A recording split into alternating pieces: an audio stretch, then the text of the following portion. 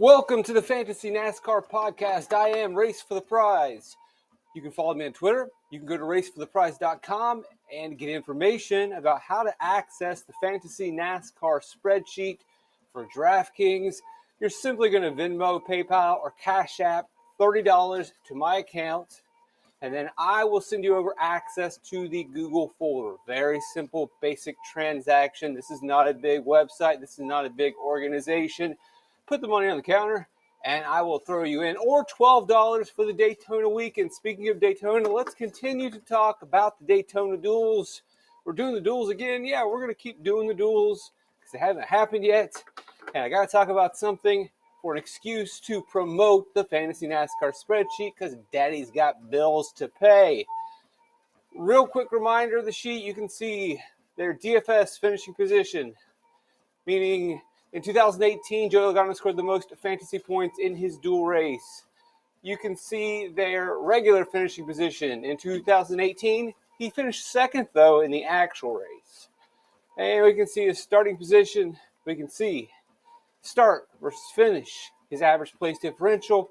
More importantly, how often is he in the top six, or for all intents and purposes, an optimal DFS pick in his Clash race? In the 8 Clash races at DraftKings he has participated in 6 times, 75%. That's the highest rate. If you are playing the Clash every season and you're picking Joey Logano, you are doing it right. Even if he is starting in the front. Oh, he's starting too close to the front. As we said in the previous podcast about chasing place differential, check it out. I believe that finishing position is a bigger deal, as you can see here.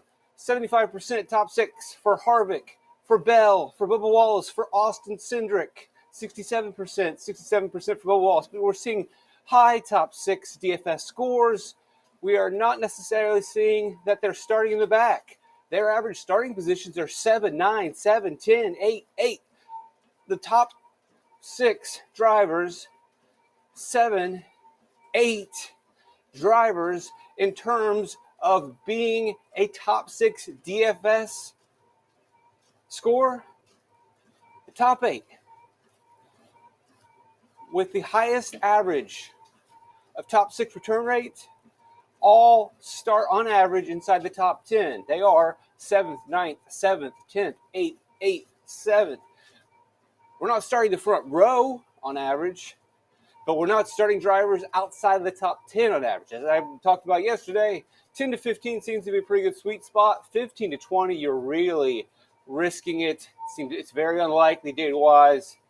But the number that absolutely stands out and is very common and certain is that maybe starting position isn't as big. There are some drivers we might exclude. But one thing that we absolutely need from every driver is we need them to finish up front. Logano can finish up front. Kevin Harvick can finish up front. Christopher Bell can finish up front. And it's not just that they have the cars or the ability. They also are right around the starting position where they can still start up front and score a couple little place differential points and end up being optimal. Just to help you build your lineups. And then over here to review, what we can see is we're asking it if a driver finishes, because again, this is just rehashing yesterday, you think J.J. Yeley can drive from 20th to 12th, and that's going to make it optimal? Well, I can simply say, all right, how many times has a driver finished, I believe the race is what I'm asking here. All right, yeah, no, finished DFS-wise. How many times the driver finished the actual race, let's say 12th, so we'll put 11, and ended up with a top six DFS score. So assuming a guy goes from 20th to 12th, we think that although there's not going to be a lot of finishing position points for that cheap driver, the place differential is going to make up for it, and they're going to get in the lineup. And their answer is 0 times. 0 times has a driver finished 12th or worse and finished inside the top six in terms of DFS. You need drivers that finish inside the top 5. So if we say, all right, well, what about drivers that finish 5th, 6th, 7th, 8th, 9th, and so on and so forth? Not quite top 1, 2, 3, or 4. Well, now that number jumps to 20. So we really need drivers inside the top 5.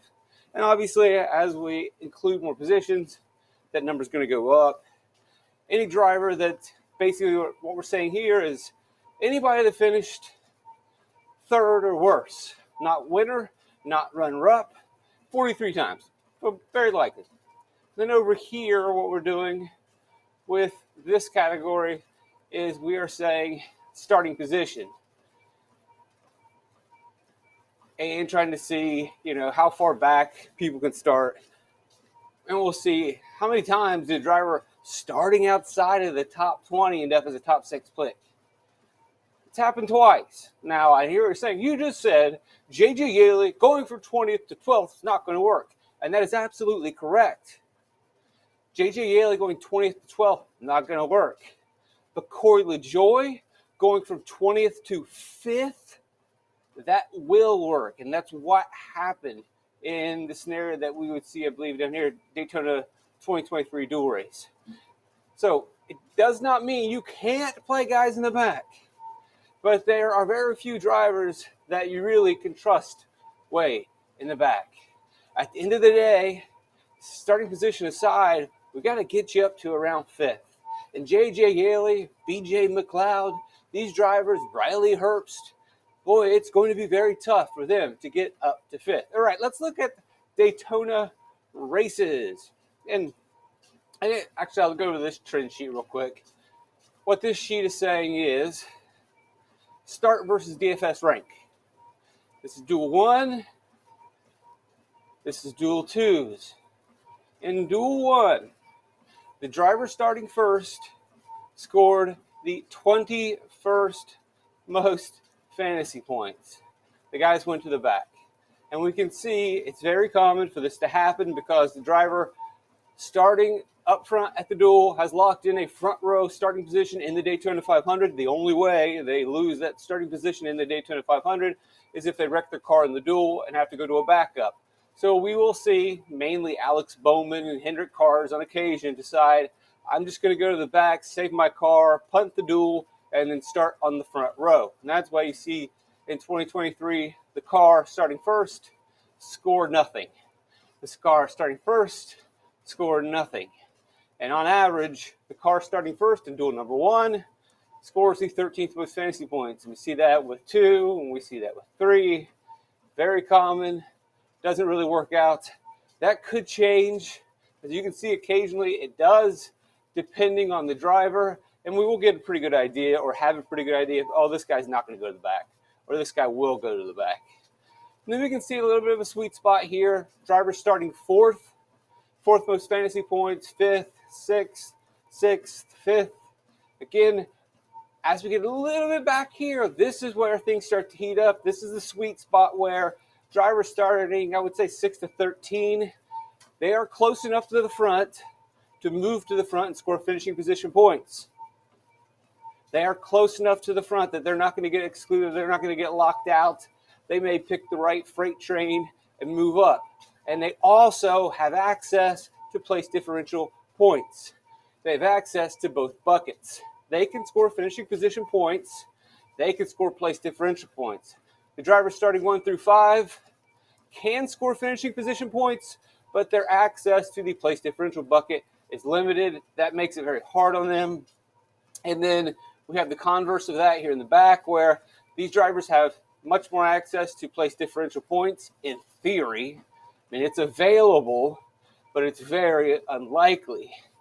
But they have, in theory, access to finishing position, but it's very unlikely. Whereas up front, if it weren't for these guys up here, just basically punting these races, but up here, staying up front, starting up front means finishing position probably is more likely, even though we see that not happen in the duel. Back here, it's just really hard to make your way. So the sweet spot, the Goldilocks zone, you can draw your lines wherever you want, 5 to 15, 6 to 12. When we do Daytona and we do Talladega, and we're breaking those races down, and we're stacking in the back, maybe you draw 20th and back. That's where you draw your line in the sand. Maybe you move it up a little bit so that you can differentiate your lineups and say, now I'm going to take the guy in 19th. I might take the guy in 18th. Maybe you push it even further back. Maybe you're more aggressive and you want a smaller player pool and you go back to 25. There's never been a definitive answer to that question. It's just wherever you want to go. Maybe you're another person who says, well, I'm going to draw the line at 20th, but I'm also going to pick one lap leader or maybe two lap leaders or maybe two guys in the top 20.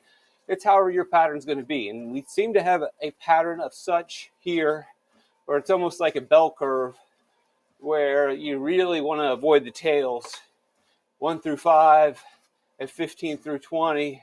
And then you're really targeting that 16 through 18. Run your statistics, run your standard deviations, and figure that one out. Have fun with it. But we can just simply see, looking at both duels from 2016 to 2023, only 2 times has the driver starting first finished with a top 6 DFS score. That's 13%. It jumps up for second. It's actually pretty good. Second in Duel 2 seems to be halfway decent. 50% of the time, the driver starting second ends up in a top 6 score. The highest that we see is the 4 spot. The 4 spot comes in at a 63% clip. Not overwhelming, not the highest, but, it is the highest, but there's not a huge difference. What we simply see is it's pretty close as we get back here in the Goldilocks zone of being pretty even, and then it starts to tail away. As we get to 13th, it drops to 5 drivers have made it. And we get to 14th. Now we have 4 drivers that have been top 6, and 15-4 and 16-2.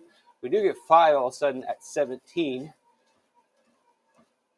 And we do see these duels kind of go in different directions sometimes. Duel 1 can dictate Duel 2. If Duel 1 is crazy, sometimes drivers dial it back in Duel 2. Sometimes Duel 1 is really calm and safe because they're scared. And then over here, we can just see start versus actual finish. And so we've got the driver starting first. They finished 17th in the actual duel. And if you want to cross-reference that, that was Alex Bowman. In 2022 duel, and this is going to be Duel 1, we got Kyle Larson starting first. He finishes 7th. Alex Bowman, you can see over here, 2021, starts first, finishes 20th. So all that information is there if you want to look at starting versus finishing patterns. I find the starting versus DFS score much more relevant and helpful, but this also just gives you more data and more information on seeing who's going to the back, what are the circumstances. On average, this is interesting, the driver that starts 4th finishes 5th, whereas the drivers on the first 3 positions, first averages an 11th, second averages a 9th, third averages a 12th. Let's look at that and compare that to Duel 2. And we still see the driver in first flying to the back.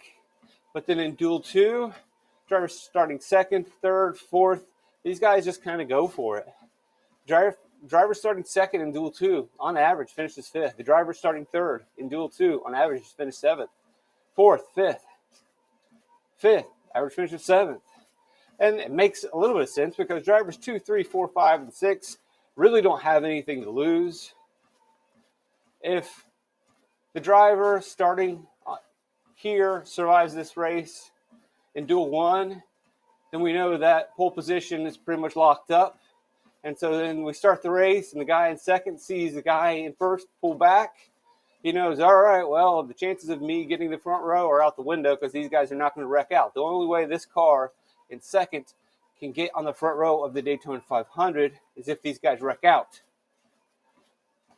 The only way he can get there is if they race. And when he notices that they're not racing, the next thing is, all right, that scenario's gone. Now my starting position is going to be determined by where I finish this duel. So I better finish this duel in a good spot. Even though we know it's plate racing and starting position probably doesn't matter all that much. But that's usually the mindset, and that's why I would assume that in the second duel, we get more cars starting up front who decide to race. because they know the odds of getting the front rower out the window. And the only thing that they can do is secure a position by running well in their duel. Let's look at some previous duel lineups as we close out the podcast. Again, if you go to racefortheprize.com, that's where you get access to the Fantasy NASCAR spreadsheet. $12 for the Daytona weekend, $30 for the month. Daytona, Atlanta, Las Vegas, projections, practice data, past results, and all the tools that you need to play Fantasy NASCAR. Thanks for joining me. Subscribe and share and like this thing. I don't really have a lot of long advertisements about bet some whatever website. I just get to the data, try to help you out. And I hope you appreciate that. Subscribe, share, like. Let's look at the most recent duel. We'll look at the names. We'll look at the starting positions. We'll look at the finishing positions. We'll look at some averages. We'll look at some salaries. No cautions in the first duel race last year. A lot of money left on the table. As you can see, almost $5,000. Your top 6 drivers finished second, first, 5, 3, 4, and 8. Again, you need to get your guys up front. The starting positions were between 3rd and 15th, so a little closer to the front. But when we look and see who it was, we're not completely surprised. It's Joey Logano, a driver who tends to be more aggressive in these plate races, a guy that's probably not going to back down like Tom Petty. Scores you 29 laps led points. Ryan Blaney also scored 30. Not a surprise. Team Penske, pretty solid at these plate tracks. As far as names go, big name Bell, big name Logano, McDowell, smaller team, but Daytona 500 winner. Blaney, Buescher has been very solid at the plate tracks of the season. Zane Smith would be your exception. But, you know, I would have to look and see if he was in, well, he's probably in a Front Row Motorsports car. Front Row Motorsports puts together pretty solid equipment. I would want to double check that, but I couldn't imagine he was in a Rick Ware car for that race. I know he wasn't a part of Trackhouse yet. He hadn't been loaned out to Spire. That's this season, so we have pretty much a Front Row Motorsports. Not an insane, completely crazy punt. Starting 15th, sure there would have been a little bit of risk involved, but definitely on the board. Not quite on the tail of the bell curve. Just inside that Goldilocks zone of 5 to 15 or wherever you want to draw it, and he squeezes in. Same thing with McDowell, a little safer, a little closer. You know he has pretty decent history. This lineup is not really surprising. And I guess worth noting is there were no cautions. And so there was no these guys, Michael McDowell and Zane Smith advanced through attrition, or Michael McDowell and Zane Smith survived because they avoided wrecks. No, they had to race their way up to those positions. And it wasn't really a gargantuan feat for Zane Smith to go from 15th to 8th. I would like to know what his average running position was in that race. All right, let's pop down here to the second duel. This is where we got a little bit more of an anomaly, but not necessarily. We've got cautions in this one. You got debris in lap 7, and then you got a wreck, lap 42. Takes out a bunch of cars.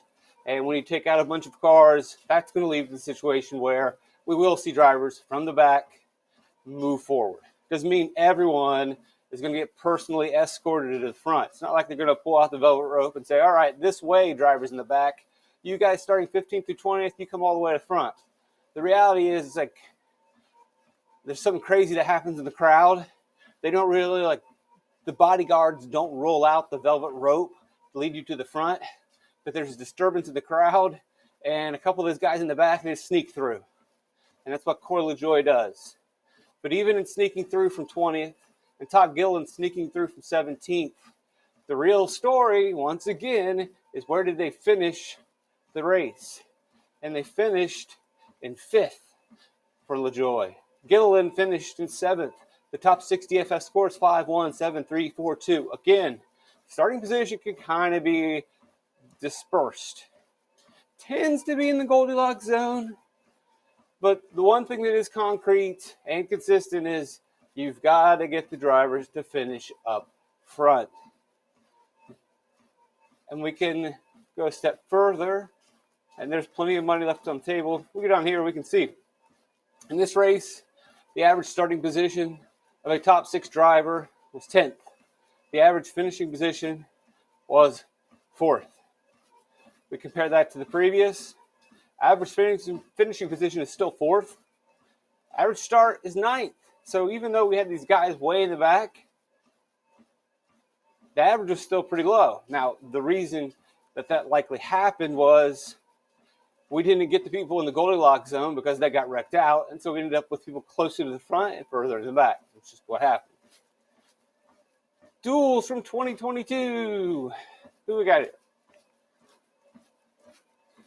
This is where you get to the point where you don't even remember these races. There's not a lot of context around them. So when I say there wasn't a crash in the 2020 duel race 1, I don't remember. You can go back and watch all the duels on YouTube. You're not going to. And I can't imagine anyone else is trying to provide context. And if someone is out there making great quality fantasy NASCAR data and going through the last 16 duel races and providing context to every single race, more power to them. Check out their videos, subscribe, like, share.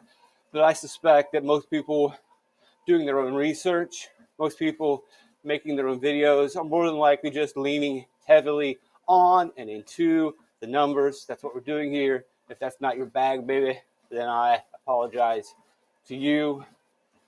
Sometimes we make some broad, sweeping generalizations in terms of these duels because, again, I'm not going back and watching all of the duel races.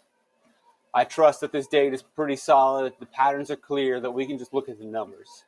That's plate racing, folks. And here we are again. We look at the top 6 scores for the duel. Kozlowski won. Austin Cindric finishes 2nd. Blaney finishes 3rd. You got a 1, 2, 3 Penske there. Briscoe in 4. So top scores 1, 2, 3, 4 all finished 1, 2, 3, and 4. Then you got Eric Jones, 5th most points, finishing 6th. And then you got Kurt Busch with the 6th most fantasy points, finishing 9th. And their starting positions, all in the Goldilocks zone. The starting positions range from 7th to 13th. And here we are again. Our averages didn't really change much. 10th, average finish of 4th. Those are your targets. 10th, your drivers need to start in or around 10th.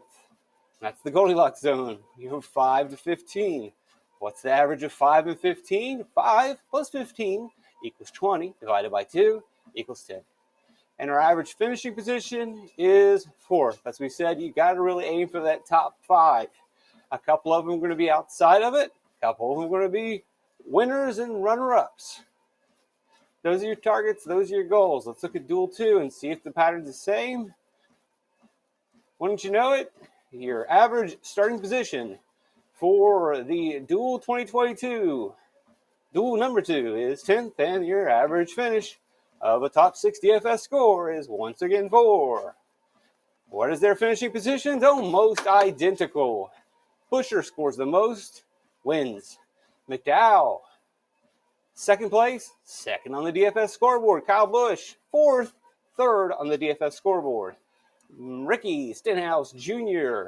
finishes 8th, but he started 16th. So kind of getting out into that tail, but he is one of those drivers. 3 restrictor plate wins, the 2023 Daytona 500 winner.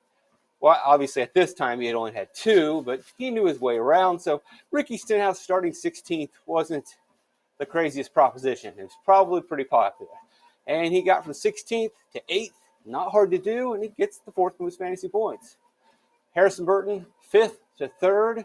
So that one, a little shaky, might have scared you some, man. That's closer to the front tail. Can he get it done? That would have been the unconventional pick. And then last in Christopher Bell, once again, popping in here. Starts 8th, finishes 7th. Not a huge day, but does enough. Let's look at the 2021 duel races. Our first duel post the COVID stuff. All right. Anyone want to take guesses on your average start and average finish? 11th and 4th. Oh, I tricked you. It's not 10th this time. It's 11th, but it's basically the same thing. Our starting positions for this race range from 2 to 18. So much more spread out. We got a guy in duel number 1 that actually goes for it. Eric Amarillo says, pulls his best Tom Petty and says, I will not back down, leads 52 laps, wins the 2021 duel number 1. Second most fantasy points, you got a Newman 12-3, 12th place starting position, Goldilocks zone. Ty Dillon 17th to 6th. You're getting out there on that one. That's a little scary, but he gets it done. Probably motivated. Again, no cautions in this race, so we can't provide that context. But I'm operating under the assumption that maybe Ty Dillon had to race his way into this. He had to get the last transfer spot. So maybe that was some added motivation that maybe DFS players were aware of. And so playing Ty Dillon starting 17th wasn't too out there. But if Ty Dillon were locked into the race, starting 17th, I would be less likely to roster the guy. And I think that's probably the case since he was driving a Toyota. I don't know what team that would have been off the top of my head. Anyway, I think Jermaine had shuttered by then. Had he transferred over, I would have to look. I really thought that in 2021, or was it 2022, the year that he quit and had the terrible, I would say, if I have to remember correctly, this is the year where he has the terrible Xfinity comeback year where he gets the JGR car for like 6 races and it's terrible in all of them. He films the video about, I quit today. And people mocked him and made fun of him. But then he came back and they got that Cup Series ride, I think in 2022 and 2023. Yeah, I think 2021. He's part-time Xfinity, part-time Cup, probably racing his way in. And we are spending way too much time talking about Ty Dillon. Ty Dillon's mom talks about Ty Dillon less than I do. Joey Logano starts 11th, finishes 4th. Bell, 42. Bell popping up again. Mr. Duel, Christopher Bell. And we know that. We saw top 6 scores, I believe, what it was at 67%, almost 75% of the time. He takes these duel races seriously. Jamie McMurray, 18-10. That kind of pushes the theory that says, well, you know, he's on the tail of the bell curve. He's way out there. He's outside of the Goldilocks zone. And that's right, and that's correct. None of these things are definitive. None of these things are locked in stone. And I'll repeat what I've said before in previous podcasts. It's not necessarily a bad thing that they're not set in stone, because if the pattern was locked in, if the rules were set, then simply you could just punch it into a simulation, punch it into the algorithm, the AI, the projection thing, and enter 150 lineups, have it calculate it for you. Just start drivers between 14th and 10th. Pop, pop, pop. Done. Then there would be a bunch of duped lineups from a bunch of whales, and people like you and me wouldn't have any point in playing. But because of angels like Jamie McMurray breaking the trends by scoring points at the tails, they open up the player pool. They make it not necessarily certain that something is going to happen, and that allows us to hand build, or even allows you to mass build, but not on a massive scale. It doesn't allow the computers to completely predict it. So the big-time players know this, so they don't go as heavy into this. Maybe they'll play NBA on Thursday night. Although NBA Thursday night sites are usually kind of small, they might jump into the duel. But for the most part, it's, again, broad generalization that a lot of the heavy hitters in the DFS industry that lean heavily into simulations and projections, which I am not saying a bad thing about. They are wonderful. They've made people tons of money. Sheets commented that I went on an anti-sim rant. I didn't go with. It just doesn't make any sense. If you listen to what I say clearly the benefits of the Sims and the negatives of the Sims. But overall, it's a net positive from my standpoint. I mean, it's look, Sheets has made a ton of money just cramming projections. How could I be negative about that? What's the negative? That Sheets is doing well? I mean, I'm not resentful. Are you resentful? Is Sheets resentful of himself? No, I think he's doing happy, and I think Mrs. Sheets is pretty happy, and everything's well. We're all happy for him. So that's a positive. And then the other positive is that the Sims can't necessarily do NASCAR that much. And so that's good for us too. So it works in both fields. I don't understand where I guess it's just my tone sometimes. I sound like a negative person a lot, even when that's not good. It's not good to sound negative even when you're happy and positive. Probably need to work on that. So, Jimmy Murray breaks the trend a little bit there. Let's go down to duel number 2. As we grind through these. Got plenty of cautions over here, and so my first alert on my cell phone, bunch of cautions, we might break some trends. Let's go down to our averages. Starting position 7th, average finished 4th. Now that is not what I expected. Maybe you're like me and assumed that, if we get quite a few cautions, this is going to open the door for place differential drivers, which means the top 6 are mainly going to come from the back. And we see the opposite.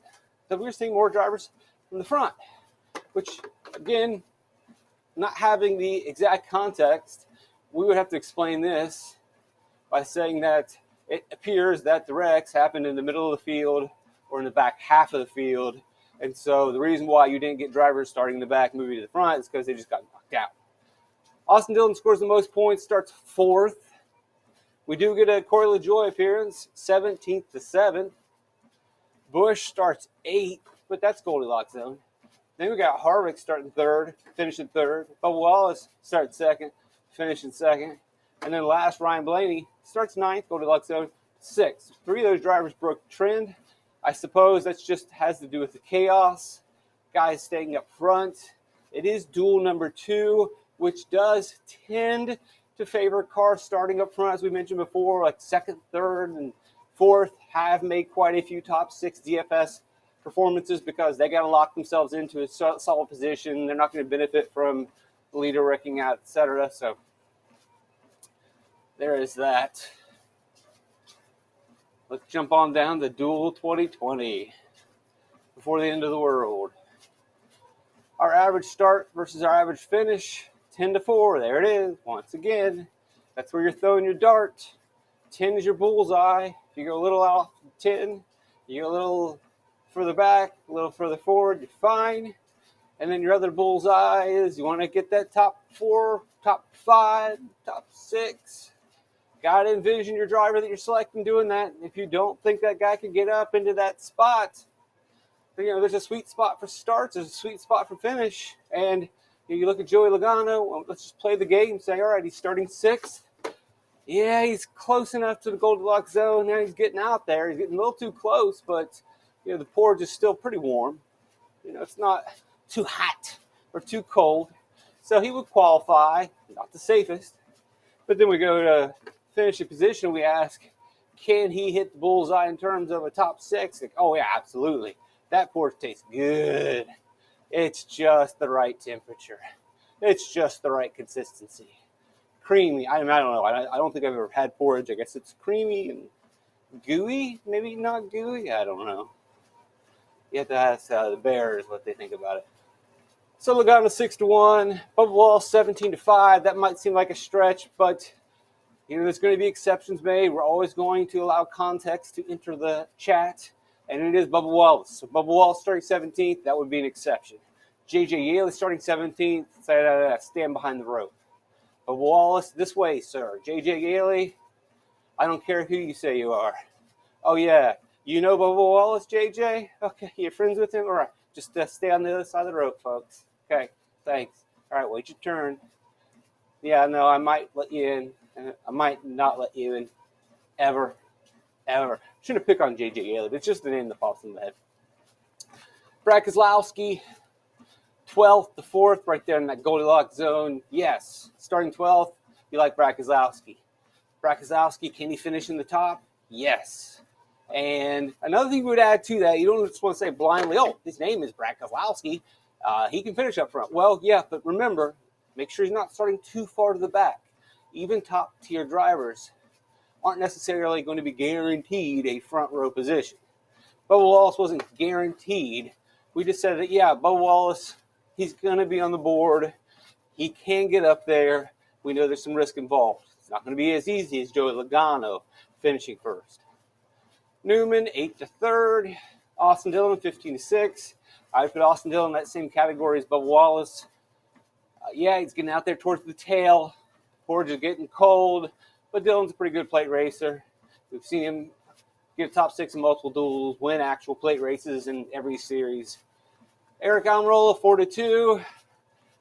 Porch is a little hot, but we have seen in 2020 and in 2021, Almirola starts up front and stays up front. That's been the trend. Doesn't really help us much now moving forward with the retired driver, but it does when we look at guys who tend to stick to a pattern.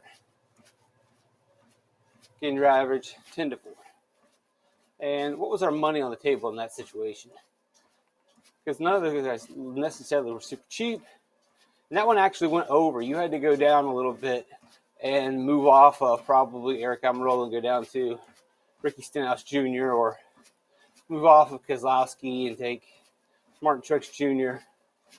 Well, probably not, but still pretty close. We might as well just keep grinding through. Let's do one more. 2019 duels. We'll look at the salaries. We'll start with this. You're leaving $1,900 on the table. Your starting positions are ranging from 6th to 17th. Again, it's Bubba Wallace in the 17th spot. So there's your Goldilocks zone. Matt DiBenedetto back here. Maybe he had to qualify. I doubt that he had to qualify him, but he's a guy that wants to race. Just want to race, Daddy. Kevin Harvick goes from 8th to 1st. DiBenedetto 16-4. Stenhouse 10-2 for the third most fantasy points. Well, 17-6. Well, Paul Menard, blast from the past, 6-3. You wouldn't have loved that pick, but that is a way that you could have differentiated. So more power to Team Anti-Sim. This guy's Anti-Sim. The Sim wouldn't have liked Paul Menard 6-3. It would have said he's starting too close to the front. The Sim would have said he's not likely to finish up front. Now you, the man, the human being, not Hal. What's the guy in 2001: A Space Odyssey? I can't remember the name of the character, and I almost remember the name of the actor, but All right, anyway. So if you're the one who is manually overriding the system, shooting yourself out of the rocket, blasting into the spaceship, and then ripping out the motherboard of Hal, that's Paul Menard. Space Odyssey 2001 right there. The algorithm, the AI, it's not going to figure that one out. Win for mankind. Small step for mankind. Huge leap for small-time DFS players around the world. Chris Buescher, 12th to 7th. What are our averages? 12-4. So get a little bit more out there on this one, but still same finishing position. We go to duel number 2. We got Clinton Boyer, most points, 4th to 2nd. Logano, 3rd to 1st. Again, one of the things that we're seeing in duel 2 is it seems to favor those first 4 drivers more so than any other duel. Duel 1, we got the Daytona 500 pole setter who backs out. And for whatever reason, we see other drivers back out a little more. 4th to 2, Logano 3rd to 1, Eric Almirola 9-3, so Eric Almirola popping up again. Kurt Busch 10-5 right there in the Goldilocks zone. Jamie McMurray 14 to 7, still within range. And then last, Denny Hamlin 6-4. Hamlin getting close to the porridge being too hot, but it's Hamlin. You know he's going to move forward, so no worries there. This one's, though, a little interesting because you couldn't get the top 6. You couldn't afford Hamlin or Busch. You had to go down to Ty Dillon, 17th. You had to go down to Kyle Larson, 16th to 12th, but priced a lot lower, being that this was his CGR days. Chip Ganassi Racing. That'll do it for the Fantasy NASCAR podcast. Hopefully that information will help you build some better dual lineups. Gave you a lot of information there. If you want to look through this data on your own, go to racefortheprize.com. You don't even really need to go to racefortheprize.com. You don't even really need to follow me on Twitter at racefortheprize, race the number 4 the prize. You simply will Venmo, PayPal, or Cash App the change over to me. It's not a lot. And the links are on the screen. There's a PayPal link. There's a Venmo link. There's a Cash App link. Or you can probably just search me up in your app. Send it over. I get the alert on my phone. I take your email address. I add it to the sheet. And you're Gucci. There's not much more to it. If you're on the fence, send me an email. but I've shown you pretty much everything. And I add more to this sheet every day. I add more sheets every day. There's lap by lap data. There's all kinds of data that you can pour through. Let's just look at something here. Like maybe you are diehard. I don't know. Let's look at, maybe you're a diehard. You're ready. Like you're done with plates. I don't think you are done with plates, but you want to do a little bit more important research. You want to use your time a little more wisely. Like, I know what I'm doing for the restrictor plate races. I'm good. I've looked at the data. I'm going to use my time a little bit more wisely. I want to look ahead. I want to look at Las Vegas. So there's a specific Las Vegas sheet that I'll throw in there, which will come out officially in a couple days.